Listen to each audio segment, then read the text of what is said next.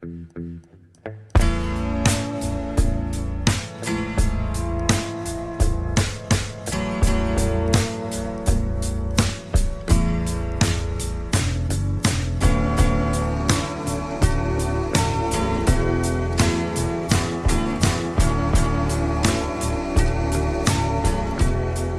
up, witches? You're listening to the Bewitching Hour. I'm your host, Kat, and I'll be dropping exciting episodes covering everything from the history of witchcraft, aliens, the paranormal, ghost stories, and I'm excited to have guests on who have a story to tell, as well as share my experiences and perspective on living life as a modern-day witch.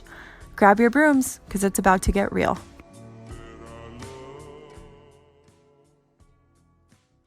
Hey guys, welcome back to the Bewitching Hour. I can't believe it, but this is my 9th episode. I mean, I guess 10th if you include the introduction, but still, that is so exciting for me. I was actually checking my stats on Anchor and saw that I have almost 1,000 listens since I reintroduced this podcast, and that alone just blows my mind. Thank you to everyone who has listened, subscribed, rated, reviewed, all of the things. I hope you guys really feel like you're learning and growing each episode right along with me. I did pull a card for y'all this week. It's from Gabrielle Bernstein's The Universe Has Your Back deck, and these cards are so pretty. If you don't know who Gabrielle Bernstein is, she's an author and a light worker, and in my opinion, she just kind of radiates positive, straight from source energy. Her books are great as well, but the card I pulled for y'all this week says, "When I lean on the faith of the universe, peace becomes real." I want you to think of this more like a mantra, okay? Leaning on the faith of the universe looks like release. That's getting rid of all the negative, toxic, intrusive thoughts, feelings, people, environments, etc., and just letting go of that shit. Like how people say, let go and let God, that can be applied here as well, I think.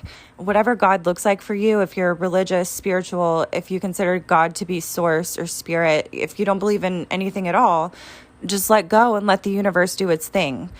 So yeah, when I lean on the faith of the universe, peace does become real. And I feel like right now we could all use more peace in our lives. Also, I do have a recommendation for this week, only because it just made me so happy. The other night, I watched this movie called The Butcher's Wife. Demi Moore is in it, and she plays a psychic who meets who she thinks is the love of her life. They get married. She moves to New York City with him. He works in a butcher's shop, and she's reading people left and right and totally freaking her new husband out. One part of the movie, she actually reads a woman, and he asks her why she told the woman all that stuff, and she said, "I don't know. I just thought she should know." And I love that. It's just such a sweet movie, so please go watch that. It's on HBO Max. But speaking of psychics, my next guest is a very successful psychic.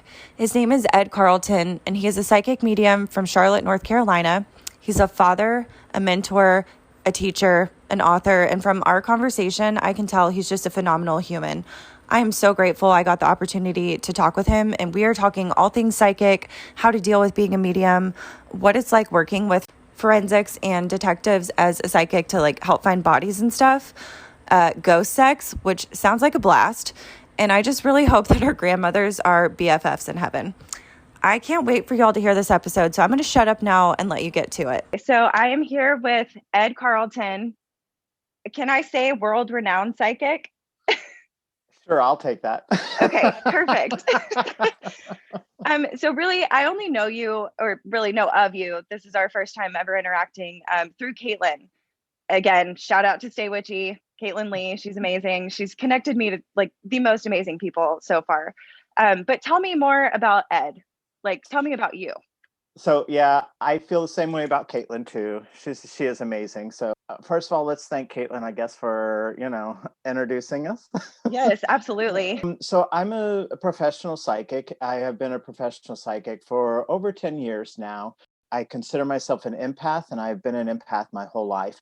Now, when I was younger, I didn't know what an empath was, and so growing up, sensitive to other people's feelings or emotions was one thing, but not knowing it, not being able to label it was entirely different. So if you were to ask me at a younger age, about being psychic or anything like that, I would have said, no, I don't know if I believe in that kind of stuff. I just thought, I just knew what people were feeling, or, I knew if they were sad, I knew if they were lying, that kind of stuff. So as I grew, my abilities kind of took over a little bit more. And so as I was hitting my 30s, that's when my mediumship really took over. And I was having a lot of physical pain because of my abilities. So I went to a spiritual university that kind of taught me how to control my abilities, how to hone it, and then to allow myself to grow through my abilities. And so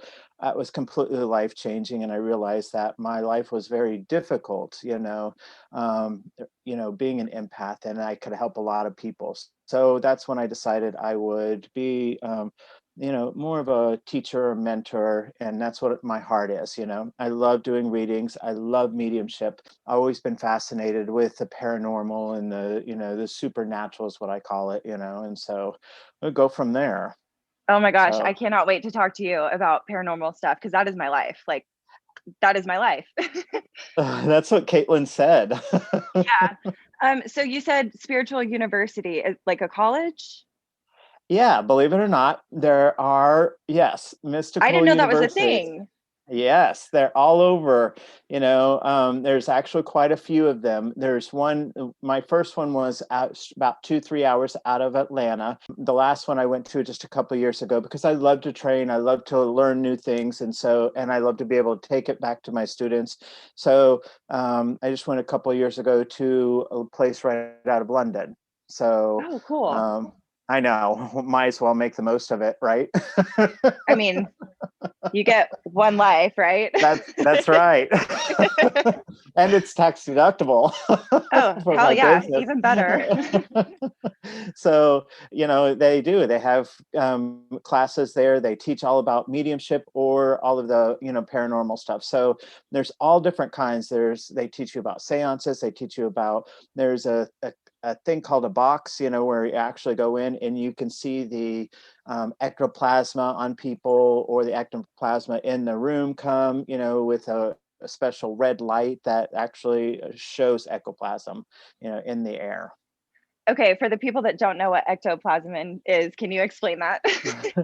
Yes. So when we hit a place that is spiritual within ourselves, okay, or we're connecting spiritually, we secrete an energy, or it's almost like an oil, to be honest, that our bodies will secrete to connect spiritually or energetically with ghosts or anything kind of paranormal. And so it allows us to become a conduit for spirits or for ghosts or for any other entities or energies. And so it allows us to be able to channel or connect on a deeper plane.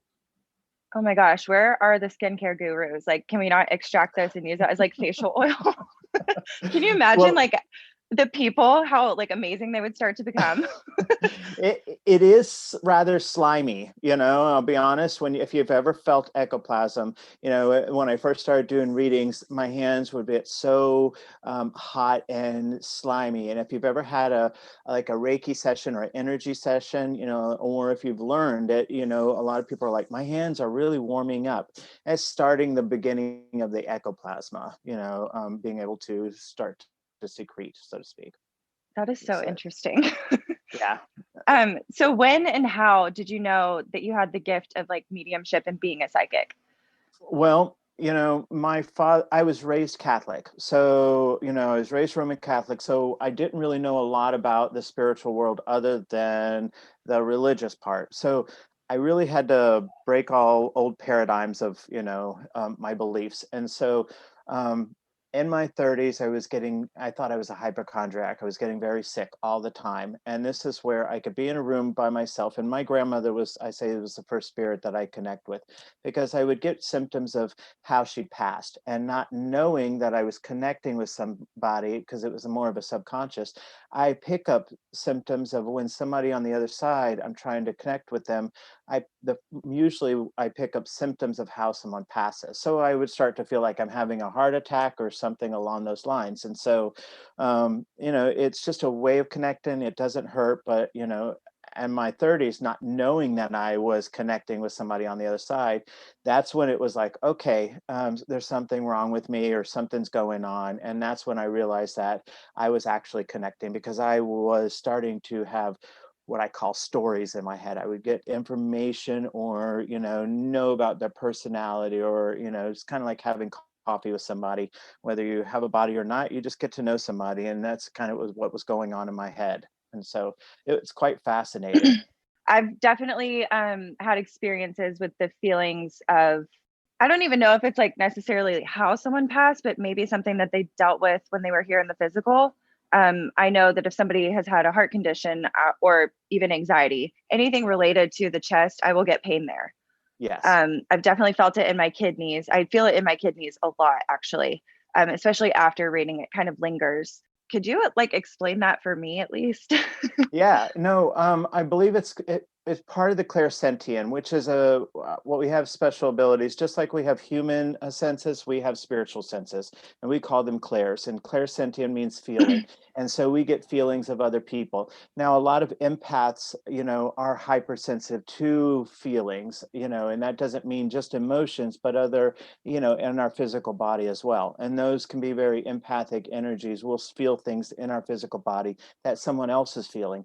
Whether they have a body or not, we'll feel those energies. So let's just say, for example, paranormal, if you're going on a ghost hunt, you may feel something in your chest, or you may feel some heaviness, or you may feel, how somebody passed, or you may just feel, lower energy or higher energy. And so this is how a lot of, empathic mediums can connect with the ghostly plane, energies. And there is a um, difference, what I say, between a ghost and a past loved one. do you ever get like the sense of like butterflies in your stomach? Because that's also one that comes up for me. And that's kind of Yeah. how I know that they're there. Yes. Yes, I do. And if the butterflies make me nauseous, then I know it is a lower energy, a lower Okay. vibration energy. Ew. And I'm not necessarily comfortable with that energy. Now, when it comes to the paranormal, not when I say past loved ones, that means they've fully transitioned, that they're not stuck in the ghostly plane or anything like that. But if somebody is stuck in the ghostly plane, it is a lower dimension or a lower vibration. So that's kind of how I know if there's a ghost or if there's a lower vibration energy I in see. the room, Okay. other than, someone who's crossed over into the spirit world or heaven.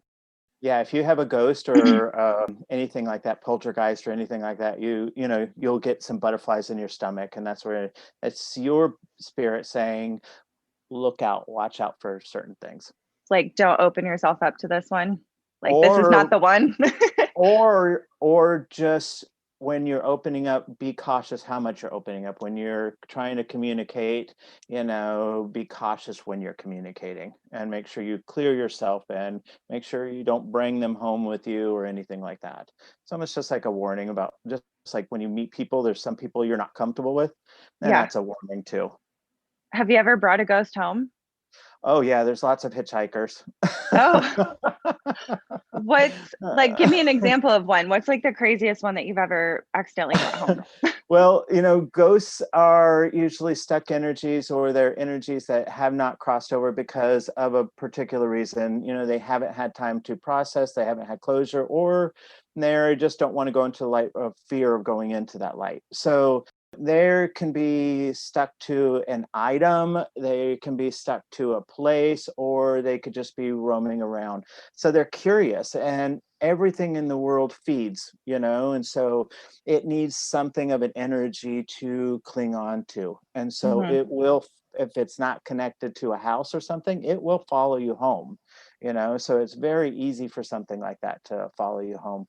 And I haven't, I'm pretty protective over nothing that's gotten really crazy, but I've brought a couple of ones that I have a 14-year-old boy, so I'm very protective over the house. I Hmm. crystal it with grids and stuff like that. So nothing major that I brought home, nothing I'm worried about. This is going to be a really out there question, but it's one that I've always wanted to ask. Not asking you personally, but have you heard of people having those like sexual experiences with ghosts? Because I'm so intrigued by that. I have had a couple of people come to me during readings and have asked that, and and I have heard them as well. I find it very interesting. It's becoming more and more of people bringing it up, and it's hard for me to say I'm open to anything or believing anything, because if I just because I've never experienced it doesn't mean that it's not real, Right. and Right. in this world, in this reality. So I have heard of it, and I have had people who have experienced it and have worried about it and have tried to clear that energy as well. I can't say it's not real, because I've had people, but I've never experienced it in that way. Sure. I know, I don't know how many years ago it was, but like Kesha came out and said that she had had sex with a ghost. And I was like, what? Like, I didn't even know that that was possible. I don't know how it's possible either, because you usually need a body. I know energetically you can feel people, you can feel other people's energy, and I teach students kind of how to feel energy of people in their auras, Hmm. and so because spirit doesn't have a body, maybe you're feeling their energy or their aura. So I can see that being a possibility, but spirits usually don't have that desire. You don't, it's like that's an earthly humanistic desire. You, Exactly. I don't know how that works on the other side. I don't think I really want to know, but I'm just interested in it. And I guess you have to take each case and go, okay, is that shadow work that they need to do? Are they trying to process something that that they're having issues with sexually, or is it something that actually occurred? So for you, what is it like to be a medium on the side of paranormal things? Paranormal, are you talking ghostly or loved ones, or just in general? Just, yeah, in general. Yeah. Okay. I find it easier for me to connect with loved ones on the other side. What I mean by that is spirits who have completely crossed over, who are in the spirit world or in heaven. It's very natural for me. I actually have to focus when I can sense a ghost. I actually have to focus really hard. It takes me a little bit more work. It's not a natural thing for me to connect with a ghost or a spirit on the earthly plane. So I get that butterflies and almost nauseous feeling in my stomach. And that's when I know I have to kind of lower the vibration and kind of feel that energy. It fascinates me. Mhm. Ghosts aren't the most comfortable thing for me, but I find it fascinating. And I think I think the true purpose of mediums is to help connect spirit, and also get ones that are stuck in the ghostly plane, get them to cross over, or help them cross over if they want to be crossed over. Some don't want to. When I took Caitlin's mentorship class, her psychic mediumship class that she did, she actually told me that I may have helped a spirit that was in my home crossover. There was a woman that I knew was in my home because I had seen her before. She was a little Asian lady. She was super cute. But I had a dream one night where I was experiencing, I guess, her memory through her. So I was like basically looking through her eyes in the dream. Her son, he comes in and we're fighting. I don't know what words are spoken. I just see, the aggression. And I'm trying to get him to get out of the house. And as he's leaving, he's grabbing like soup cans and boxes of cereal and like trying to take all my food. And finally, I get him out of the house and he's like in his car in my front driveway. And I'm staring out the peephole at him. And I see him turn the lights on in his car. And I'm still staring. And I see him pull out a gun and point it like towards the door, like he was going to shoot me. And I wasn't afraid or anything, but I was just like, what is about to happen? And then he turns the gun on himself and shoots himself in the head. And I saw the entire thing. Like it was a very graphic dream. And then Caitlin tried to connect with her energy after, like once I told her that I had the dream, and she was like, I don't feel her there. I think you helped her. Usually when that happens, she does need somebody to, they need to understand. Ghosts are planes that are, well, think of yourself when you're very angry and you're having a fight. It's hard to think, and you leave that fight, your energy is scattered. And so you leave that fight going, gosh, I wish I said that. Man, I wish, I was quicker Hmm. to say that, because you can't think, your energy is scattered. And so when you pass like that, or you have unsolved things that are going on, your energy is scattered. Your soul gets, for lack of better words, fragmented in certain ways, and so you have to complete it. And so you helped her heal that piece of her, and so then she was able to cross over, and that's a beautiful thing. Every time I talk about that, I just like get instant goosebumps everywhere. It's a gratitude, it's a thank you, and that's what mediumship, I feel, is truly about, being able to assist, being of service. So could you give advice on how to balance like being a normal human, whatever that looks like, between that and being a medium? I can try. Okay. I love your honesty. I'm really good at giving that advice, but not taking it. Yeah.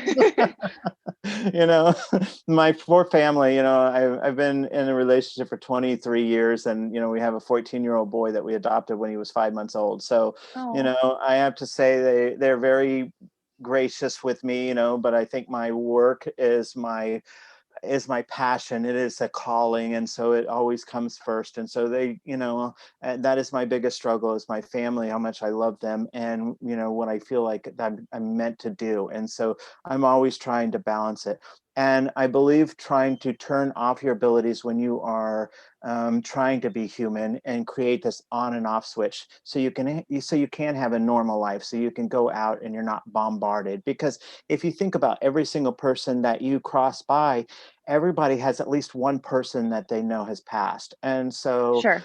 if they know you're a medium, if your light is energetically a different, color or vibration, as a medium, then every spirit kind of wants to connect with you. So it's about boundaries. And for mediums and empaths, I'm constantly drilling boundaries, boundaries, boundaries. And so I always, have to say, okay, I'm closed in my head. When I feel a spirit wants to communicate with me, I'm not, the Long Island medium. I don't like to go to strangers and say, excuse me, and so I think it sets, so I have to keep telling them no, no, no. So it is about balancing what you love and your family too, because Hmm. we are spiritual beings, but we're here to have that human experience. And so I think spirituality can be an escape sometimes, Yeah, I and would I would agree with that for sure, because you get so focused on, essentially helping, that it can take you out of your day-to-day life, and you can start to focus more on that than you are just being you.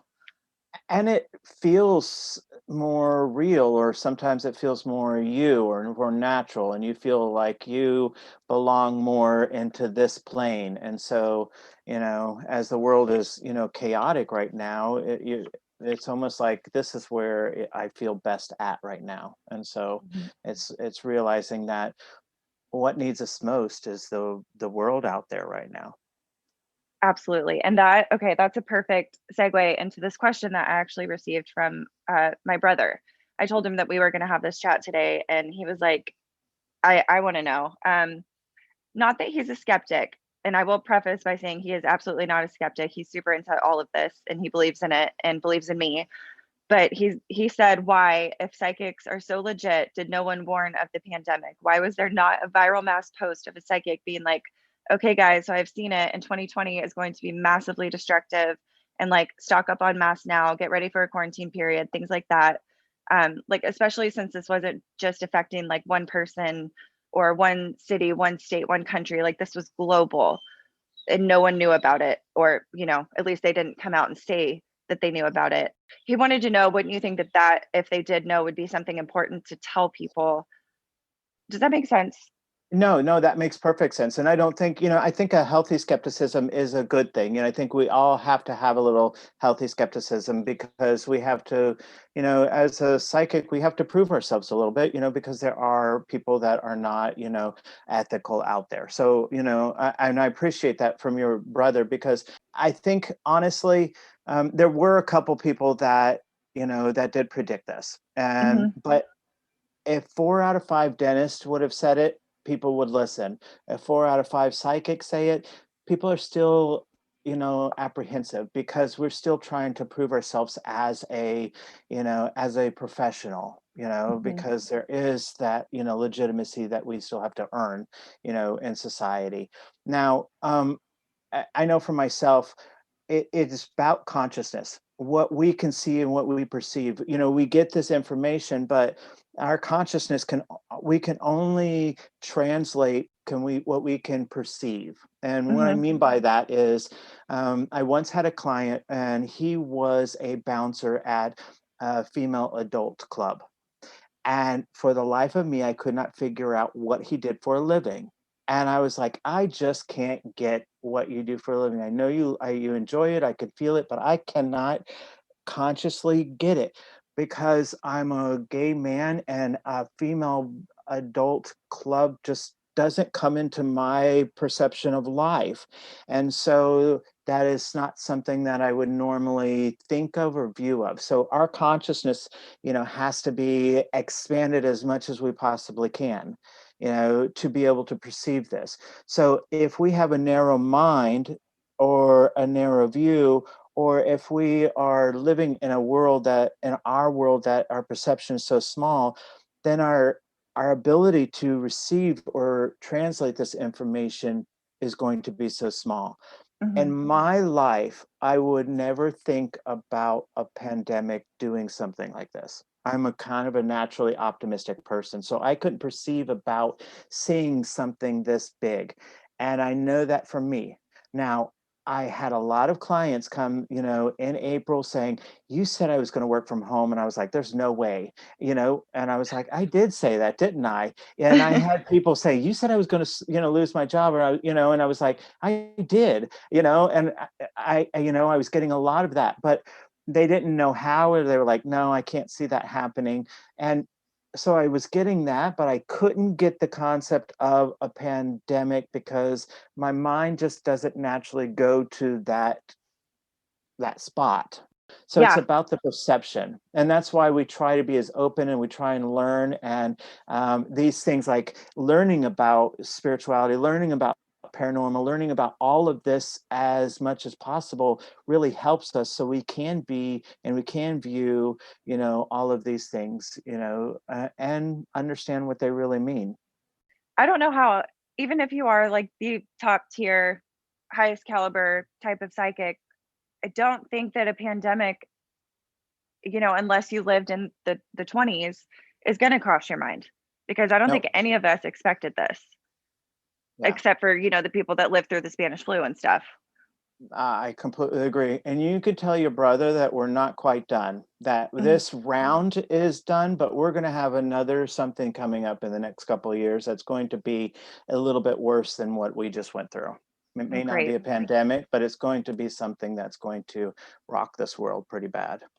But I think that's what this world needs, because that's going to be the catalyst, I agree.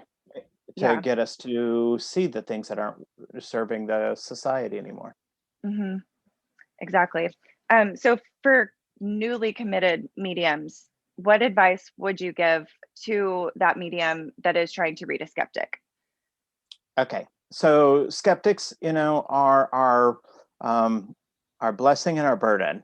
They can be very difficult. You can close your energy, you can shut your energy, and if somebody tries to read you, it's very difficult. So if somebody comes to you and says, "Nope," prove it. They can shut their energy, but there's always ways of, going around. Whether and that's what we call tools from the toolbox. That you can read a chakra, you can go view.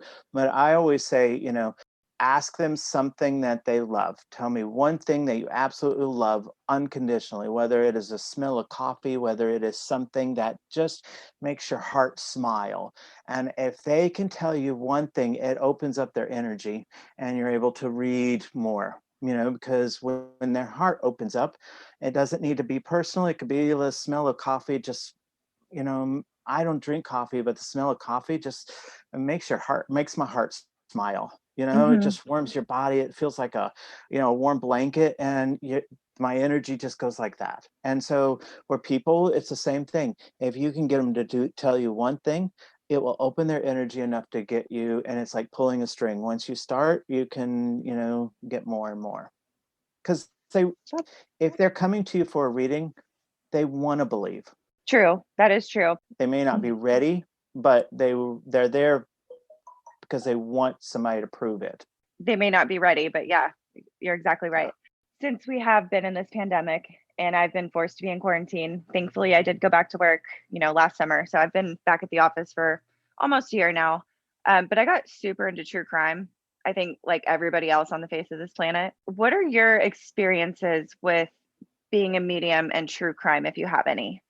I have worked with private detectives and retired FBI agents and, some police force on cold cases. And they are extremely rewarding and extremely frustrating because when you can connect with the spirit on the other side and they can really guide you and you can take someone, a private investigator or something, to a place and explain everything that is happening or happened, and even go to the spot where you feel very strongly that they have passed, and even in some cases be able to identify somebody or give a name, and you have nothing, that nobody's told you anything, and after you've explained that, the detective or the investigator confirms everything that you have said and validates everything you said, but there's still no proof. There's no tangible proof. And then that can be very frustrating because all this, they have all this, and you just confirmed everything without knowing anything about the case. And there's still not anything that can be done. It can be very frustrating. I've had a couple, in the this area that have come to me, and I love working on them. It's very fascinating. And actually, Caitlin and I did one on what we believe was a murder. We knew where the body was, we knew everything, but there was no proof, and they knew everything that we knew, and that was the frustrating part. So you've actually like gone out and searched for bodies Yes, just based on and your own intuition? yep, and Caitlin and I were ready to jump in the water and find the body ourselves. That is something that I would love to get into. I've always kind of been into forensics and like always watched, the forensic type of shows on TV and stuff. I would love to be a part of something like that. That's what I said. I would love to be the psychic detective, Hmm. private investigator. I think it would just be one of the many things, and we need a spiritual or a psychic matchmaker too. Oh, yeah. Tell me about it. Those two, we just need those two, I think. So So when you're doing those, I guess forensic type of work, cold case type of work, what kinds of things come up for you during those moments? I think and I don't know about other mediums, but for me, I usually play the role, so to speak, of the victim. I usually connect with the victim, and I go down everything that goes, because when I'm connecting with somebody, they blend energies with me, and when I'm doing a reading, there's a lot of times I will say I instead of he or she, because we've connected, blended energy so much that I become that person. So I go through the experience of of everything. So I get feelings, and where they started getting upset, where they started to realize what they've experienced, and so I go down that road with them. It can be emotional, but it also can be very rewarding because I feel like they want to tell their story at the same time. That's amazing. Like I said, I would love to be a part of something like that. Yeah. I don't I even know how to get into it. I wish the detectives or the agencies were a little more open to it, because, even doing it, were their hidden secrets. Yeah. Well, So, I feel like those kind of people, people that are on like police force or even in healthcare or like forensics type, like they choose that kind of career. Over time, they become desensitized, and so they are shut off to so many things because I imagine it's hard for them to feel that at first. Like when you first day on the job and you're sent out on a case, and I just can imagine how overwhelmed that I would be. And over time, like I'm sure I would kind of get hard about it. yeah, yeah, you probably have to separate yourself from work. You're Yeah. absolutely right. And so like for those kind of people, I feel like if you are working so closely with them, like you kind of have to hold space for who they are now and who they used to be before they started this job, because that person, to me, is still deep down, but because of their line of work, it kind of gets pushed further down. Yeah, I Does that make completely agree. sense? Yeah, Yeah. I completely agree. So let's talk about Caitlin. Okay, I Um, love that. One of my favorite subjects. okay, perfect.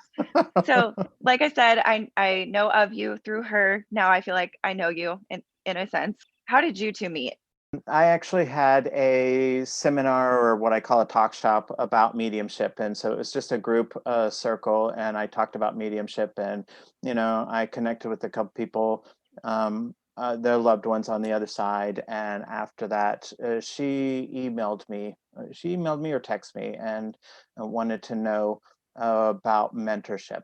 And I could tell who had that natural ability, and she was one of them. And so she became my mentor student. And I will tell you, she was the I call her my mini me, because her abilities are so natural and so much like mine, that it was almost like teaching her was through my process, everything that I went through, everything that she went through, and so the way that my abilities work, the way that her abilities. So it was very easy, because I was using my own natural abilities to teach her her natural abilities. So I just had I had to teach her what she knew, bring it from a subconscious to a conscious. She was the fastest student that I've ever experienced, and it fascinated me. And so I felt, I took her under my wing, so to speak, and she's just flourished. Yeah, I just love watching her from afar. Her class changed me. It really did. So what was it about her that you immediately noticed where you were like, okay, she's got something? Well, she was there for her. The workshop was about mediumship, but I could feel her energy of the empath in her, and so I could tell that, and I could tell that she had that mediumship energy as well. I don't know how to explain how people. I could just tell what they know. I guess it's their energy or their aura. I just know. I knew she was good at it. I knew she'd be good at it. I knew she was ready. My students, I don't advertise my mediumship. I make my students run through the hoops to find me, so to speak. And so I figure if they go through all that, and I'm very selective with students. And so, it's like if they put so much effort into, then they're ready. Then they're really going to do the work. And she did.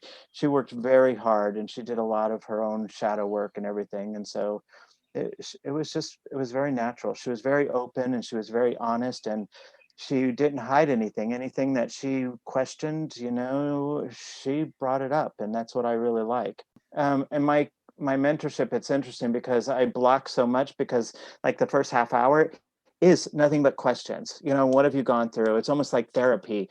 I call Oh, it intuitive counseling, because there's not many people we can just sit down and talk to. And there's so much when you're going through this. There's so much that just think you're going crazy, because it is all in the head. And you're like, okay, am I really seeing this? Am I really experiencing this? Like the people who are having sex with ghosts, I mean, they probably think that they're going mental, in a lot of ways. So they would need someone to talk to. And I think that's what we're really here for, is that therapy. And then everything else comes into play. I love the idea of intuitive counseling. I feel Yeah. like that should be normalized as well. Yeah, I agree. I guess for me, not to make it all about me, but obviously, like, I have questions for you. I too felt a lot as a child. If you ask my mom, I was constantly worried about something. Constantly, why does dad feel this way? Why is grandma so upset? Whoever they were, I was always concerned about their feelings and their emotions. And I was so scared of like hurting people's feelings, offending people, which now that I'm in my 30s, I've kind of gotten over that, but it still comes with it. That eventually turned me into like an adult people pleaser. That's kind of how I knew that I was a raging empath. Yeah. Does that make sense? Yep, absolutely. Okay. Absolutely, absolutely. Being a people pleaser, we were taught that that's like such a good thing. You want to make everybody else happy, and that's not really, it sounds wonderful. It sounds, but it's not. It is part of the shadow, and it is part of that empath shadow. It's one of the biggest, because it goes along with self-worth and self-love and everything else. And so, because we pull so many other people's energy in. Mm-hmm. And I say there are 10 different types of empaths, but we're all of them, but we're stronger in some of them. And the empathic medium is part of it. And so, that's why you are drawn to this, and you're drawn to the, connecting with spirits and feeling them and sensing them as well. So when you're doing these readings, have you found that, I don't even know how to word this question. Can spirit put on a facade, I guess? So, like, let me explain that. Are they selective in what messages they're delivering to you? Like, would they only show you the good parts if that's what they wanted you to see? Or are they just going to like barf up everything for you to interpret?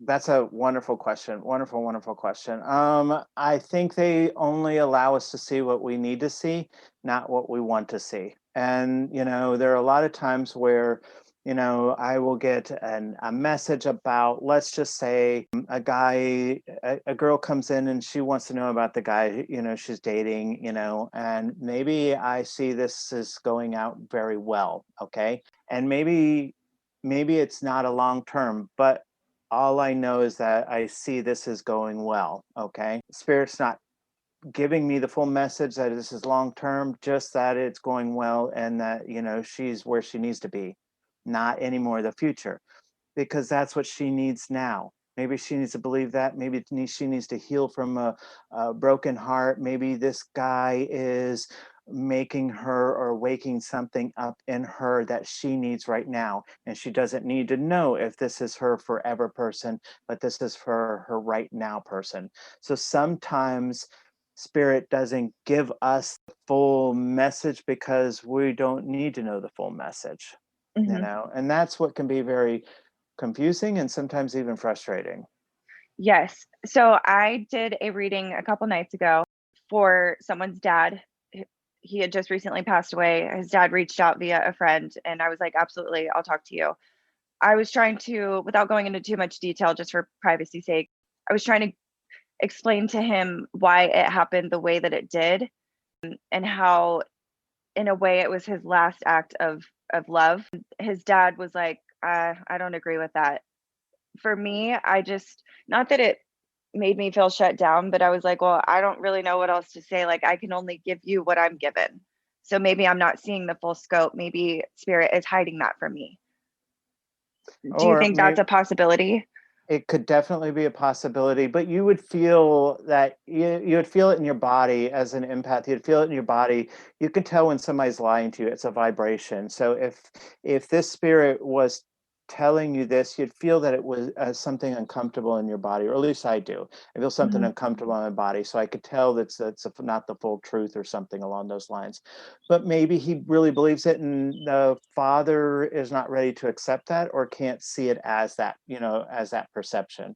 And Mhm. you can only relay the message, and what they do with it is really their choice.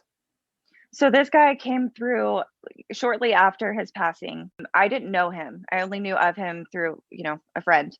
And I reached out to that friend because I was having like visions all day long. And so I was like writing stuff down and I wanted to talk to him about it. And the first, like, I think 2 times that we had talked about it, and when I really tried to connect, it was like he was there. And there was like zero issue in us, like, I guess, talking to each other, if you will. But then the last time when I was talking to his dad, every time I tried to connect with him or even picture him like in my mind's eye, he was very faded and very fuzzy. He Uh, wasn't Um, coming as strong. Does that make sense? Yes, and I can tell you my interpretation of that. Okay, Hmm. and this is professional education, or what I get. Either there is sometimes when a spirit, when there's a reading, you're reading for somebody and a spirit comes through and it feels fuzzy like that, it's not necessarily you or your connection. It's a connection with the spirit and the person reading. Did they have a relationship that was staticky? Did they? And so that's message. So everything that happens is not a coincidence. So if you didn't feel it so strongly, he's really telling you, maybe he was concerned to come into the energy with his father because he knew how his father was going to act. So Mm-hmm. there's an apprehension is what I feel that was happening, is an apprehension to come into this because his dad wasn't ready to receive or hear his side of the story. So it's almost like he knew he was going to get in trouble. Think of him with a body, you know, he knew he was going to get in trouble. So he was a little apprehensive to come see his dad. And Mm-hmm. that's the energy he's letting me feel right now.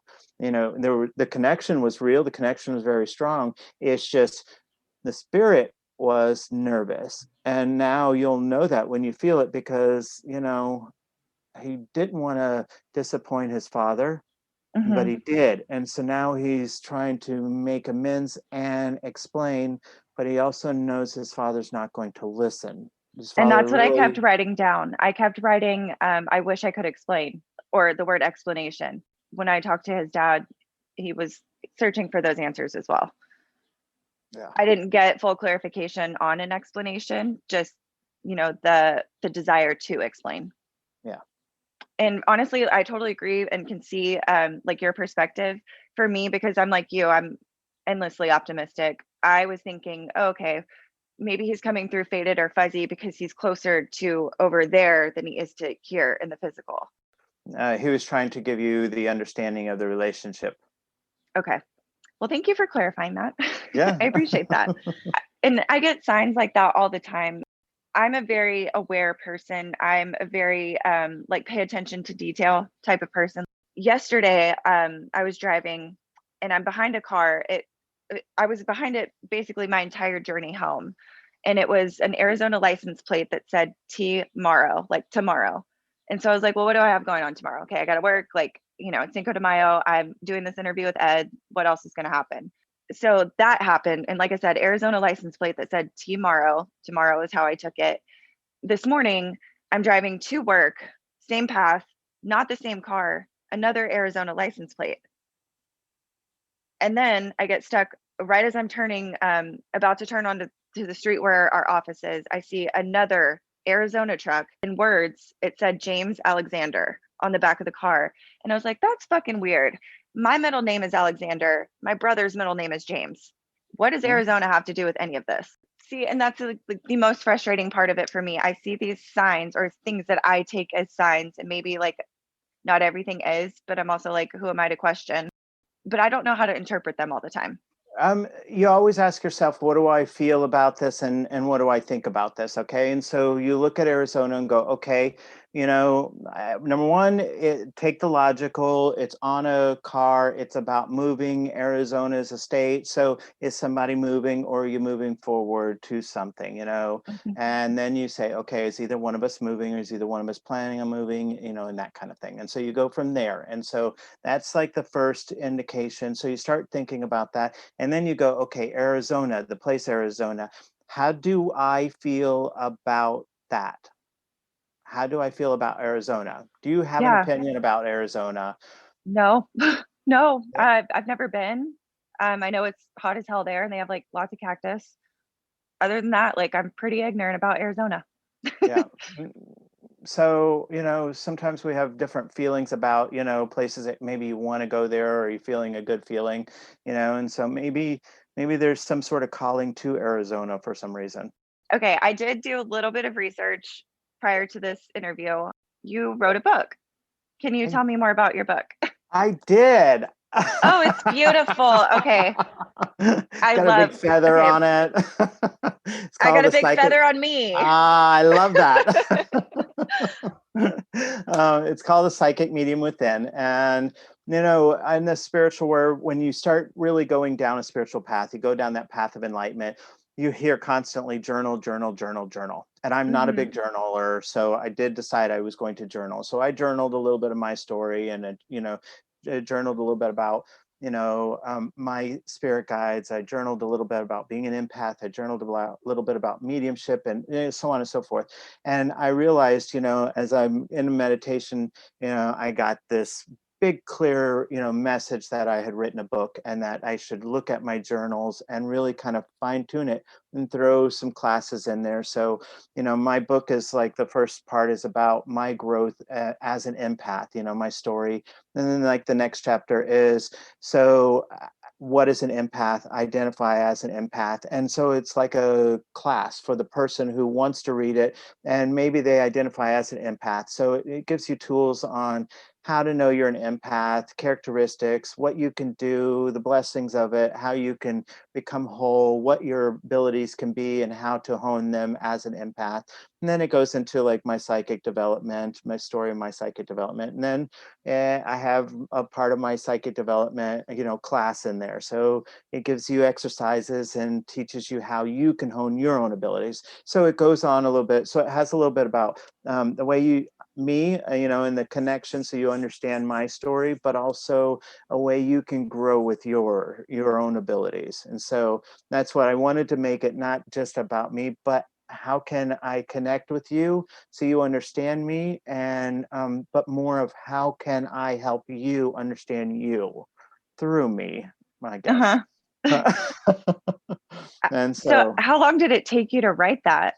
believe it or not very long, just a couple months, Okay. because it was just journaling, and if you journal just a little bit every night, and that's what I did. There's something called mind mapping, and yeah, I mind mapped and just picked a subject and journaled, every night. And so it didn't take very long. When I found a publisher, which was pretty quickly, and that was a process that was almost 2 years going through the publisher and fine tuning it and get everything, organized. So it was a Mhm. longer process than I wanted, but it was worth it. Well, now you're an author. Like, that's so That's cool. right. Add that to your resume. Dang. There you go. So for those listening, where can they get your book if they're interested? So you can go on Amazon, and you can purchase it. It's on Kindle as well. And if you can type in Psychic Medium Ed or Psychic Medium Within, or Mhm. you can just type in my name, Ed Carlton. It's easier if you keynote Ed Carlton and the book will come up. Okay, I'm definitely gonna order, unless you want to like send me a signed copy or something. I don't know. Totally Absolutely. up to you. Absolutely. I will. Awesome. Okay, and then you mentioned earlier that your grandmother was like one of the first people that you connected with. Am I remembering that correctly? Yes. Yes. So my grandma comes through a lot for me. She passed when I was 13, and ever since then, she kind of has been like a guide for me. And she was also Catholic, and I don't know necessarily if she believed in what it is that, we do, but I know that she was a very open-minded person, and I feel like she kind of has shown me over the years through certain signs and messages that she's here and she's supportive. Do you get the same feeling from your grandmother? Absolutely. I believe that when we start to own our abilities or we start to really enhance them, usually it's from a loved one that we're comfortable with, and they teach us. They're part of that teacher or that family guide that teach us and help us grow because we know them. We're comfortable. You're comfortable with your grandmother. I'm comfortable with my grandmother. So if it was just a random spirit that would come through, that's a little scarier. If it's your grandmother, you're comforted with that. And so they can help teach you, they can help open you, they can help you grow and learn from that. And that's why they're constantly around you to get you to go to that next level, next level. And so, my grandmother doesn't come around as much anymore, just because Same. Hmm. when I see my grandmother, it's usually because something's going on with my family. And so I'm like, uh-oh. Oh yeah. So that's usually like when I see her, I'm like, uh-oh, what's going on? I Yeah. need When to I call see my mine, family.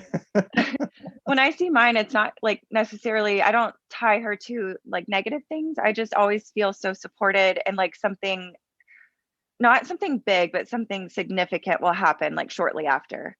So Yeah. I've definitely noticed that she's kind of given those kinds of things to me. She's there to show you your growth or to help you or to, and mine was the same way, Hmm. and she still is. She's also she likes to tattletale on my family. But that's who she is. I love that. Did she like wine? Did she used to like get drunk and just like spill it? She does. I love that. She was not the typical grandmother. She was the drinking, smoking, let's go out and have a good time kind of grandmother. Did she wear wigs too? She did. Oh my God, I love this. Why are grandmas the freaking best? Seriously. Dude, she was. She liked to go out and have fun. She was a lot of fun and a lot of energy. She just was, big as the world, you know.